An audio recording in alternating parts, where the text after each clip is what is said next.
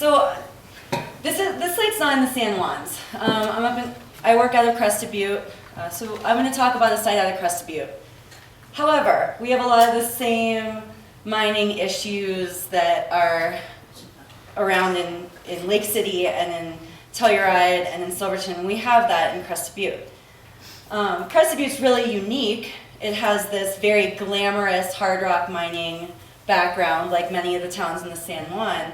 But it also has kind of a darker mining history from it being the only anthracite coal region outside of Pennsylvania, basically outside of the Appalachians. And so that kind of brings us to Smith Hill.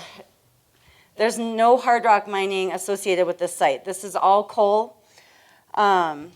It was a really very rich history site. When they did the cultural resources evaluation out there, they found over 8,000 domestic and industrial artifacts on the site. It was home to over 100 people at one time, and it's only 4 miles outside of Crested Butte. Crested Butte is no longer a mining town, just like many of our hard rock mining and coal mining towns in Colorado. More of the hard rock towns have become these ski towns. Breckenridge,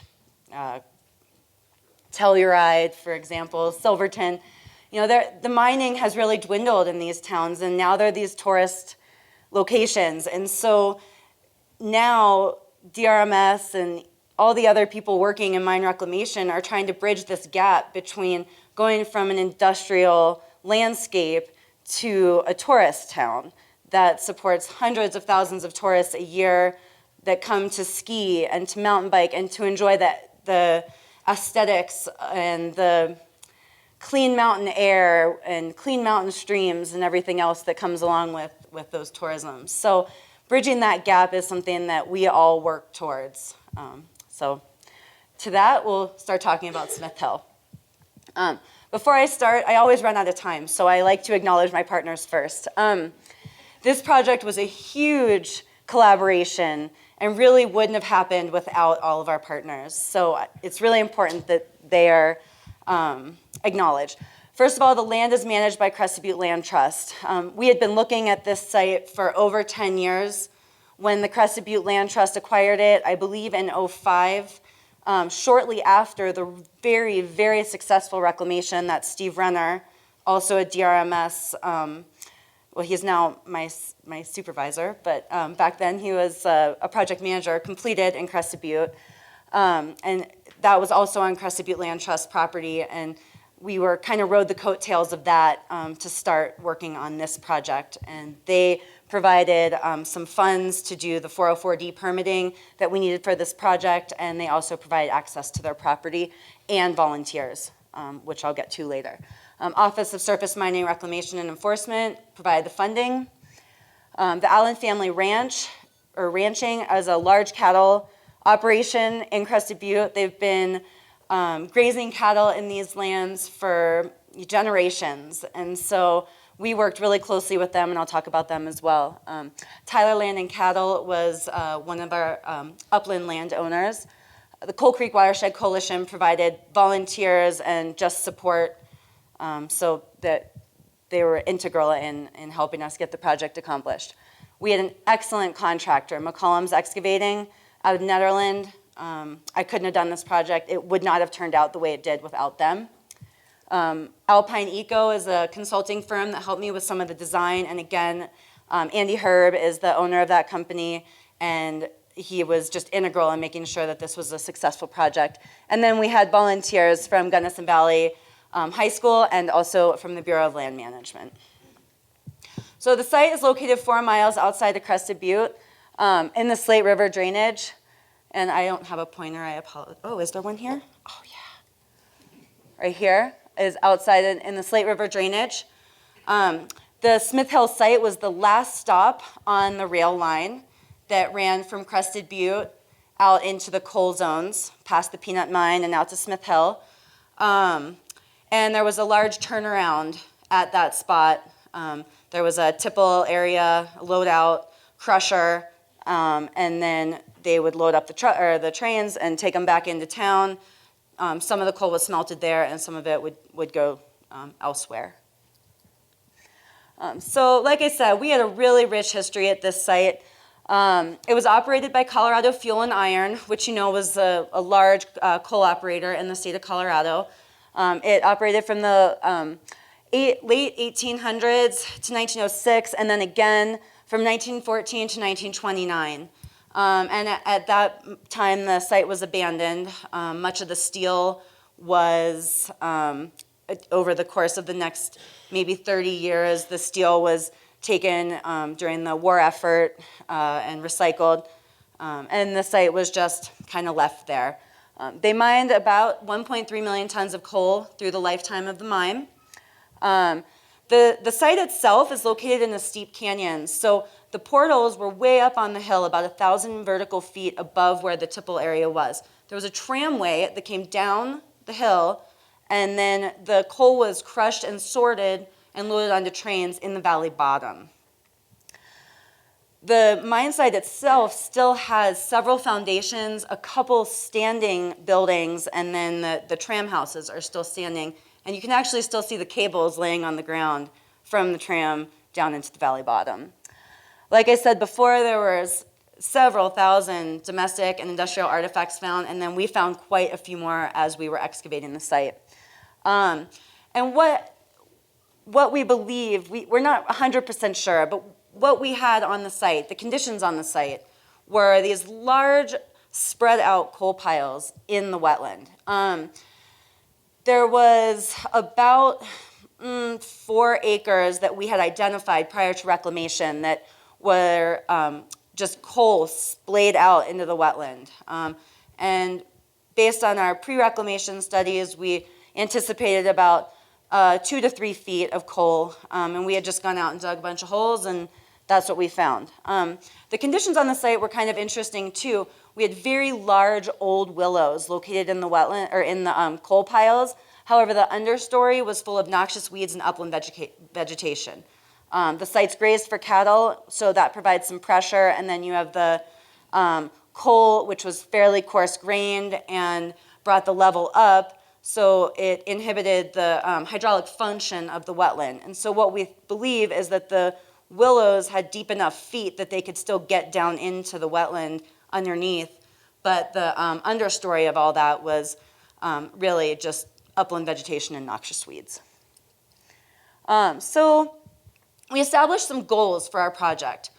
We wanted to restore wetlands. And DRMS generally, we don't do a lot of restoration. We do a ton of reclamation, but restoration has kind of this next level, which is actually restoring the site to a pre-mining condition. Excuse me. So we just decided to go for it. We're going to call it restoration, and we're going to restore 2 to 3 acres of wetland, bring that hydraulic function back, plant some vegetation, and see if we can get those wetlands to reconnect with the wetlands that are completely surrounding the site and associated with the Slate River. The site itself is only about 200 feet away from the Slate River. We wanted to plant vegetation that suited the site, so we did some preliminary studies. Additionally, we had this area here that you can see in this picture, and this was it's a cattle loadout area that the Allen family uses every year. They bring semis in, they unload 1,000 head of cattle and push them out into the public lands. And this site was really degraded. You can see it's made of coal. There's huge rows and gullies coming off the side. There was a very happy beaver who is now a not so happy beaver that used to plug our culvert right here. And every spring we had this large pond. This would wash out the road. Rancher would have to come in, fix the road, unplug the culvert, which I might say the culvert was about 6 inches. So really ineffective. And then in additional, we wanted to maintain the historical integrity of the site. Our plan is not to come in and just wipe these sites and sanitize them. You know, something happened here, and that's really important to remember. And then we wanted to reclaim 4 acres of steep slope coal waste piles that were located above the valley floor where the portals were, about 1,000 feet above the tipple area. And I just threw these in because they're really cool. These are some of the old structures that are located, and they're perfectly preserved. The landowner has put new roof on this specific building here and one other because they're still intact. And so he fixes the roof every now and then just to make sure that they stay that way. So again, the project had two components. We had this wetland restoration component, and then we also had the coal upland stabilization. In the end, we restored 2.7 acres of wetland and about 3.5 acres of upland. Our project cost was about $472,000, and we started in August of 2011 and finished in November. Our 404D permit required several years of monitoring to determine success. We started that monitoring in 2012, and I just got a letter in the mail that we've been released of our permit, so that was a huge win for us. And then we've done a little bit of minor maintenance. So this was our wetland delineation, and this gives you a little bit of a clear picture of what we had out there. The blue areas are wetland. The green areas are coal. So you can see we had these large areas of coal spewed out in the wetlands. Here, and then that pond was right in here. So we contracted with Alpine Eco. We established a wetlands restoration plan. The areas in yellow were going to be coal removal and coal restoration. And then we had some temporary and permanent wetland impacts. The permanent impacts were really minimal. We had to establish a plan to do temporary wetlands because we needed to get equipment out into the wetlands to actually work. And so we placed 4 feet of certified weed-free straw, and then we actually took the excavator and put coal waste on top of it. And those became our bridges through the wetlands to get out into our excavation area. So you can see we have here. We had little bridges all through the site. And then at the end, we just scooped them up, took them with the rest of the waste, and we were good to go. So we were less than 0.1 of permanent wetland impacts. The pond here, we made the choice to go ahead and drain it and put 2 36-inch culverts in. So no more happy beaver. But they have a little pond just below, so we think that they're okay. I was really uncertain about that because there was no vegetation in it, and we didn't plan any vegetation for it. But I was just out there yesterday, and it's a huge sage meadow again. So very pleased with how that's come.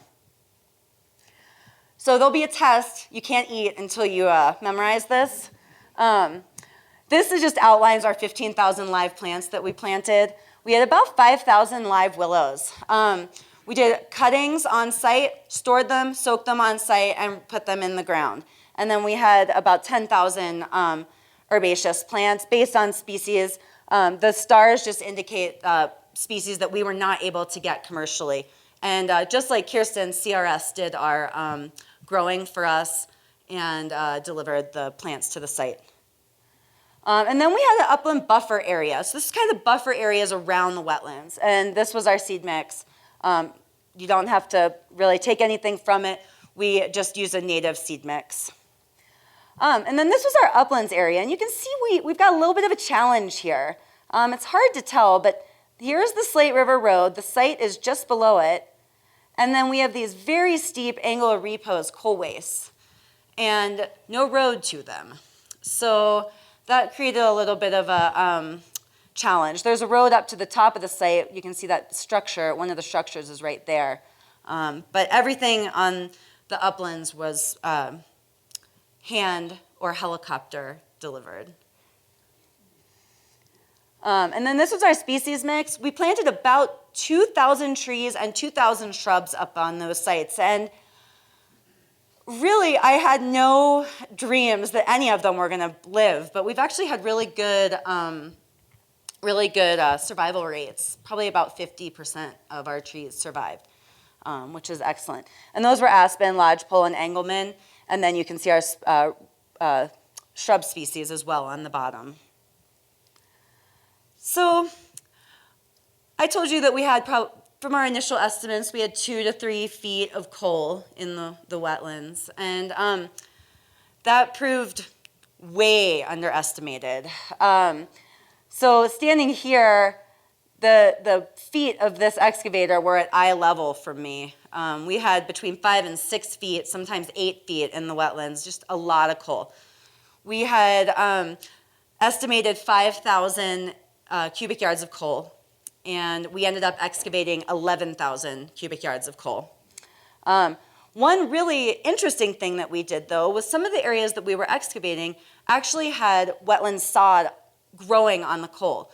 And so when we realized that our coal was more expansive than we thought, but some of it had good vegetation, we went ahead and started salvaging sod patches. And that was probably the best thing we could have done for our reclamation. We've had 100% survival. They've tripled in size. They're just, if you ever have a chance to take wetland sod, I highly recommend you do it. And all we did it with was an excavator bucket, but a front end loader gives you even better sod patches.